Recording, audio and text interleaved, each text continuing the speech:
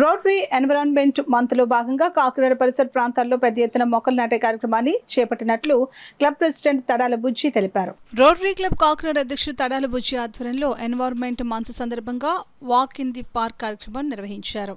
ఈ కార్యక్రమంలో ముఖ్య అతిథిగా Rotary Club governor Y Kalyan Chakravarthi విచ్చేసి ప్రారంభించారు.